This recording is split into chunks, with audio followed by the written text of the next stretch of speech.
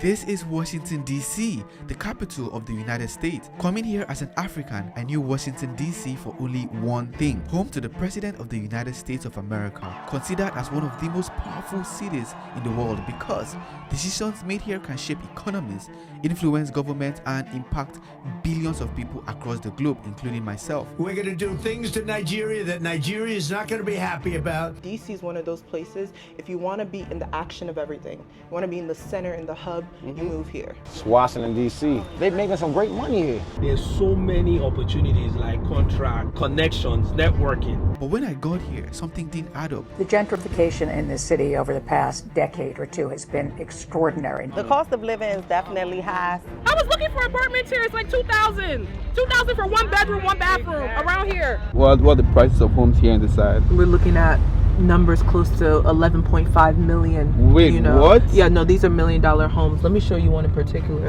People now can't afford to live in DC, so they come to like outskirts. This made me question everything I thought I knew about the city. So what does it actually cost to live here? What kind of job opportunities do people have here? And beyond all the glamour, how safe and livable is DC? Welcome to Washington, D.C. That's right. To find out, I decided to spend 10 days in Washington, D.C. Not just visiting, but experiencing it. Talking to the locals, walking the streets, basically uncovering the reality of living in the city the world sees as powerful.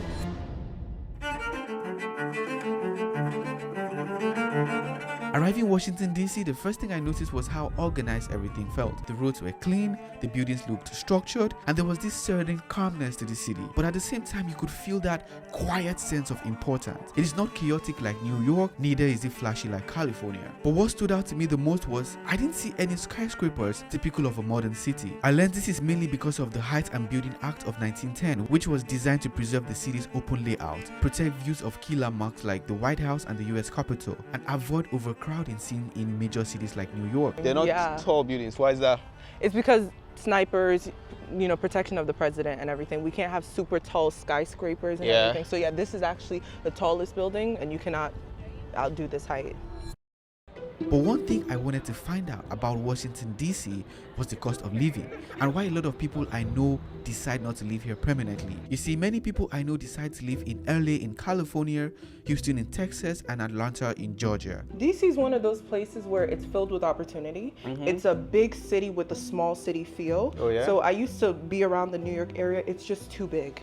It's too big for me. You don't get as much connection as you would in DC. So DC to me was just one of those perfect places where you can still be in a city while still not feeling the restrictions of being in a super massive city. For me, basically I graduated from school. I schooled in Boston and I just found a good job out here and just moved out to DC. I'm from DC. Okay. Born and raised. Everyone here is pretty nice, and yeah, it's pretty small. I feel like it's small here. Like we're just like a small community. Do you feel it's affordable or expensive here to stay in DC? A little bit. A little bit expensive? Yeah, but I've lived here my whole life, so it's not like that bad. Like something you're accustomed to. It's like not as expensive as New York, but it's like right there with New York. It's getting there. Spending a few days here, I realized it is not a cheap city in any way or form. A lot of people actually live, in Maryland and Virginia, and then they come Virginia here for be work. expensive too. Yeah, Virginia is, but Maybe you can find some areas that probably What are. area do you live in? Washington D.C. Northwest. I can already guess your rent would be like $4,000. Yeah, like 35, but after utilities and everything, yeah, about 4. Oh my God, that is super expensive. Yeah, So it means you're an elite. Yeah. You're considered an elite. You're rich. Very expensive. Don't come here unless you have money. Like how much money are we talking about? Like how much do you need to make to live here? I would say 80K, 90K. Yeah. To live here? For real? Yeah. I was looking for apartments here. It's like $2,000 for 1 bedroom, 1 bathroom around here. And then for a studio it's $1,700. And I might be, I'm telling you, it might be higher too. I'm trying to look for a place here. I work in DC as a medical lab tech, and it's just been difficult. It's very much true. I'm even surprised hearing it. Sometimes when you live in the city yourself, you don't recognize how expensive it is until somebody tells you how expensive it is. So yes, she's absolutely right. But then my question for you guys is, if it's so expensive, there are other places with greater opportunity, huh? Is it more expensive than New York? No. Nothing beats New York. However, there are a lot of wealthy people who live here in DC, especially in the northwest part of the city. We are in northwest DC. We're in the residential part of DC. Yeah. And everything. So yeah, we're gonna be seeing a lot of big homes. Like, I didn't know like there's a residential side of DC. Like, a lot of people don't know, but this is where a lot of our ambassadors, our politicians, you know, state officials will live at. And yeah, it's still in DC, but it's more exclusive. like what are we looking like? What the prices of homes here in the side? We're looking at numbers close to 11.5 million. Wait, you know? what? Yeah, no, these are $1 million homes. Let me show you one in particular. Okay. Yeah, we're going up a hill. Up a hill, yeah, because you know rich people like to live up the hill. Look at this, guys. Yo, look at this. Oh my god. Yes, this home right here, $13.5 million. This is it right here. Would you buy it? Not for the location. Yeah. It doesn't look like 13 million to me anyways. It's 13 million because of the location, because it's in residential DC. Yeah, Jeff Bezos, the Obamas have properties about 5 minutes away from here. That is insane. Okay. I learned Jeff Bezos owns a home in this neighborhood. We tried locating it by asking the residents on the street, and they confirmed yes. Jeff Bezos lives on S Street. S Street. Yes. There's a place called Woodlawn that's over that way. That's where Peter Thiel has his house. I mean, a house is like it's a mega mansion. For DC, it's like a mega mansion. You know what? I just had Googled all this because I knew these guys were here, and I figured I was walking around when I'm walking him. So I've walked by all their houses. The DC dog hikes. Only in certain neighborhoods would they tell you guys they're hiring for people to walk dogs. And you probably pay what, $50 to walk here? No, they'll probably $50 an hour. I bet they pay good. This is where the ultra wealthy live in DC. The streets are clean, they're lined up with trees, the houses are historic, well maintained. It looks like a kind of place I would love to live. I'm too in love with the homes of LA. I wouldn't buy a home in DC. Yeah. No. But I like the neighborhood, you know, it's peaceful. It's very quiet, very peaceful and everything like that. A lot of trees, beautiful ambiance. You can see I'm in the middle of the road, nothing is happening. But it's not just the housing that is expensive, there is food and transportation. You talked about transportation. Yeah. Outside of the trains, we ride on scooters, we ride on bikes, so you can see there's a whole line right here of bicycles and everything like that. There are a few ways to move around the city. The first is with bicycle or scooters. I mean, scooters are always a good way to see the city. Now I wonder how much, I mean, we've been riding for what? Like 20 minutes. 20 minutes, so let's see how much it costs. So I'm going to end now. $14 US. That's not bad. Is that cheap? To me it's cheap because of just the city. I mean, you can see where we are right now. And then there's the subway trains. I never thought DC to be a place that has like well-organized public transportation. This is a subway. Yeah. I actually used to have a car. I left it back home. The transportation here, it's probably one of the best in the United States. So now we're officially underground. It's about $2 to ride the subway from your destination and then $2 to come back. So in total, $4. We'll be using the contactless feature from Raenest. Let's go. That's one of the trains.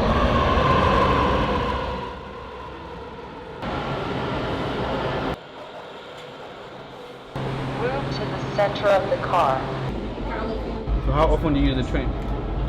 Almost every week. What's the cheapest way to move around DC? Depending on how far you're going, it's always going to be the train. However, if you're just going a block, take a bicycle. Bicycle? Take a bicycle. Hey, man. Yeah. Self-driving or using e-cabs is way too expensive. Parking Yeah. is really expensive and hard to find. Oh, tickets are crazy. Like, Yeah, of course. $100 tickets. Yeah. To pay for parking in DC, you'll be paying over $500 a month. It's too expensive. I have a friend that got over $5,000 in parking tickets. So it is they like to overcharge for parking. That's why they always recommend that you take public transportation. There's parking police that comes and checks each car to make sure that they paid based on this system right here. As you can see, it says pay to park and everything, and you have a fee. I'm gonna be paying to park with the Raenest card. Tell us how much it is. Okay, it's not bad. Only $2.30 for about 2 hours. So If you notice, throughout this video, I use my Raenest USD card to make payments here in DC, which happens to be the sponsors of today's video. With one wallet, I have over 4 currencies I can switch depending on which country I am at the moment. So since I am in America, I'm using my USD account. In Europe, I would switch to pounds. You know how annoying sending money across countries can be? The crazy fees, the inconsistency in exchange rates. So I've been using Raenest, and honestly, it just solves that problem. It lets me send money across border instantly without hidden charges. So whether you are paying your suppliers or supporting family back at home or getting paid for your work, everything happens inside of the Raenest app. You can also receive money into your wallet in multiple currencies, create a virtual card or physical card, and spend easily. That is really why I use this platform. If you need an all-in-one app that allows you create an actual account in different currencies, enable you send money across border,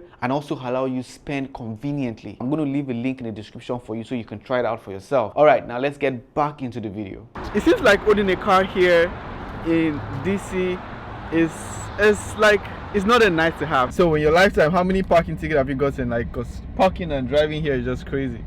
I've gotten a lot, plus 20 probably in DC. When do you plan to pay for that, bro? I've paid some of them. Other ones, you know, who knows when they'll get it, but they'll get it someday. I've only gotten 2. One of them was about $250. $250 parking ticket. You see, like where we are in Africa, you can just park anywhere you like. Clearly, because there's no roads. And I know people that will park their car in Maryland and then they'll take a metro to DC. But the most money is just the outings. DC, outside of being a corporate city, when Friday comes, everybody is outside. So yes, it's a very corporate pressurized city and everything, but it's a city that knows how to have fun. So a lot of times the outings from Friday to Saturday to Sunday, we have a big brunch atmosphere. So a lot of money that I spent is probably enjoyment. Welcome to Georgetown. So it's one of the oldest neighborhoods in all of DC, and it's one of DC's most upscale neighborhoods. So we're right here at the waterfront in Georgetown. So you see everyone's on their yachts and everything like that here. So it's a very upscale, fun place to be. And a lot of girls on bikinis. And bikinis, yeah. The third highest population density of culture of Ethiopia is in DC. Oh, really? I'm Ethiopian. I was born there when I was 3. Yeah. I was adopted when I was 3, and I've stayed here since. Okay. So every culture is represented here. What I learned is like super expensive. You think it's expensive here? Nah, I can handle it. Okay, I'm pretty young. I don't have any college degrees, and I can make it here. I have a 1-bedroom, 1-bathroom apartment. I'm working my ass off, but I can pay it off. I make music, I'm a singer, I'm a songwriter. That's right. I'm everything, and I can do it here. You can make it here. Okay. I'm Gambian. I'm from West Africa. Oh, that's the first person. I'm meeting from Gambia. I'm from West Africa. _Alyssa.Watson. How about you? Sulia Brady, SALIYAHBREY. How about you? Kaya Marie, Eye Candy Entertainment. Follow me. Steven, now I'm gonna take you to one of my favorite African restaurants for lunch. It's called the Continent DC. You ready to eat good? Yeah. Let's go. Man, this is expensive. I didn't tell you it was cheap. These are your people. These are Nigerians, owned by 2 Nigerian men. Oh yeah? Yes. Alright, finally arrived. We're gonna try that, and this as well.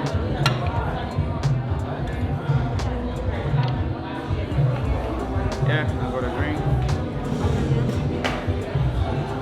I got a beef samosa. Very delicious. This restaurant was founded by 2 Nigerians. I met with one of the owners. Hi, I'm Chaz Ogbu, and I am CEO and co-owner of The Continent, which is one of the biggest, if not the biggest, West African restaurant in the entire United States of America. How many people have stepped in here to have a taste of The Continent? Since we opened, I would like to say somewhere around 40 to 50,000. And what is the average price for a meal here? You can get $35. $35? Yes, we also have some for $26, $27. That is average, yeah? Yeah, absolutely. It is significantly different to run business in Maryland and to run business in DC. I can get rent for $15,000 in Maryland. Yeah. DC, for where we are, this is what we refer to as a prime location. We are downtown. What is the rent like here? Well, that rent, sometimes when I add the amount of money, it's enough money to pay. It's close to the salary of the United States president. For real? Yes, in a year. Oh wow. Yeah. So how did you guys go about raising funds to even start this business? Well, this is very funny. The story is very funny. But my family have built a reputation here of honesty and just hard work, paying their dues. My brother has a network of people. Okay. So that's where I found one investor, quite frankly. He loved my idea, he trusted me, and boom. I was very dependent on my business partner, Tony. I was very dependent on his wealth of knowledge. Okay. But at the same time, he was dependent on my drive. That's right. As in, should we take this small space or should we go big? I said, let's go big. We go big or we go home, you know? There's something I want to talk about for a bit, which is the tipping culture here in DC and in America in general. Tipping culture in America is absurd. I understand tipping for certain things, like when you go to the restaurant and everything, but now it's getting to the point that even when I'm grabbing a small piece of food, even when I'm grabbing anything, they always add and request tips. We go to some restaurant and then it's already included in the bill. Now it's not even optional anymore. Most restaurants now in DC, period, the tip is included. No. It's included. And bro. It's fine. They'll include it in the bill. It's called gratuity, and then they'll ask you to tip again. It's absurd. For real? 20%. 20% tip? Yes, 20% gratuity is what a lot of restaurants in DC and this area do. It's already included, and then of course they ask you again if you want to tip to your waiter. But then let me ask, aren't these people paid, like the staff? Like, why must you tip? Most people that are working these type of jobs, they're not getting paid as much, so they rely on tips. So that's why tipping culture is so big, because their salary has decreased because they're assuming that they will always get tips. I remember I used to work in a restaurant a while back in high school. Yeah. So you live off tips. You live off tips. So you come, they might be paying these people now like $7 an hour. So something small. But this person now can make like $200 in tips a day. So it's getting absurd. I'm not responsible for paying for other people's livelihood. I'm sorry. Yeah. Although Washington DC is an expensive city, I learned people here are earning differently. A lot of jobs here are tied to the government, from consultants to IT specialists. You'd find people from all over the world living and working here in search of a different kind of opportunity not available in other American cities. There's so many government jobs. There's consulting out here, there's finance out here, engineering is also out here. If you have the credentials, you have the resume, there's work here that pays well. This area is very rich. Not just everything about money, right? But opportunities, connections, networking, right? What is most of the available job in this side of America? I would say it's mostly IT because of obviously the government is here, so like cybersecurity. There's so many opportunities like contracts. And you don't see yourself moving away from this side of America? No? I'm an entrepreneur myself. I quit my government job to become an entrepreneur in DC. It's one of those things where I go back to the opportunities here are plenty. So although a lot of Africans do reside in Maryland, DC is one of those places you always have to get past. So people are starting to move to DC. A lot of young entrepreneurs from the ages of 24 to 30 are coming into the city because they realize the opportunities here are plenty. Right. On average, people in Washington DC earn somewhere around $80,000 to $100,000 US. But because of how expensive the city is, it doesn't always go as far as you would expect. A lot of people that come here are not even from DC, and they're not even from the area. So there's a lot of tourists all the time. When we get closer, you'll see a strip of buses. So a lot of people, schools, they like to bring their students here and everything like that. Even when I was in Connecticut, I remember coming to DC for a field trip. Every year, over 25 million people visit Washington DC, making it one of the most visited cities in the United States. But then you'd ask, what do they actually come here to see? Let us start with the Lincoln Memorial. The Lincoln Memorial, as you could see, built to honor Abraham Lincoln, the 16th president of the United States. So not necessarily much happens here. If you want to go to where the action is, we'll go to Capitol Hill or the White House, but this is the memorial just to recognize our president, Abraham Lincoln. These are free. Yeah. They are free to show up to and everything. That's the beauty of DC. We have a lot of free things. Like, it's very open. I could say confidently it's one of the melting pots, meaning you can find people from way different languages, you can find all types of ethnicities. If you're an immigrant watching this and you're not from the United States, this is the place you should come to start off your journey of visiting the US. Standing here, looking across the city, you begin to understand the weight this place carries. I learned a lot about this memorial from the movie House of Cards, and just ahead of me, stretching across the skyline, was my next stop. Welcome to the Washington Monument. There's actually an elevator that you can go in there, but there's not much there. You know, it's just a monument. To see, yeah. Yes, it was built in 1884 to honor our first US president, George Washington. And it's actually the tallest, one of the tallest buildings. No other building in DC can pass this height. From here, you can see clearly how intentional the layout of Washington, D.C. really is. There are 50 flags here to represent all the 50 states, to also represent unity and freedom that the U.S. wants to represent.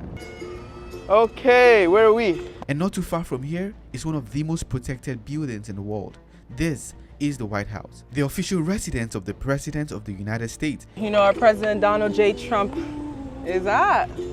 You know what is most interesting here, Feli? Some other countries, most especially in Africa, you can't get this close to wherever the president is. I've always agreed with that. Yeah. I never understood why we were this close to the White House, to the president Because himself. in my country, our president lives in a place called Aso Rock. You cannot go there. So Smart. So I'm like, wait, we're right here, and then maybe it's a representation of the freedom that we're trying to showcase, where we're saying to the U.S. citizens, you're allowed to meet the president. Yeah, and I heard some people do like day visits in there, like you can go. Yes, you could do day visits. There's schools. It all has to be by appointment, but you're allowed to even walk around, meet members of Congress and everything. For real? Yes, in there? Absolutely. You can't get too close. Security is tight and everything here seems heavily monitored. But even standing behind the fence, you can feel the power this place holds. What are the few things that is about this place, like in terms of security, in terms of architecture, like what really makes this one of the most secured buildings in the world? There's over, I believe, 100 plus police officers and people constantly working for the White House. Yeah. So outside of just security you see outside of here, there's security on the property, there's snipers everywhere. You won't even see them, but this is one of the most secure buildings in the entire United States. Well, such an irony, because the most secured building doesn't look secure, like it looks open. That's the idea. When we hear security, like you're going to come here, you're going to see armed people. Like, that's true. If you come close, I'm going to shoot you. There's been times people have tried to climb this fence and go over. They don't even make it past the first, because there's always snipers watching. People are patrolling this area 24/7. From our left to our right, there's multiple types of people. They're actually watching us right now. You ever been behind a police car before? Behind a police car? Yeah. What am I doing there? What? You're a bad guy. Can you tell me what? No, yeah, this is the United States Secret Service car, so it's not your typical police car. I'm going to pick you up in this. Don't do that.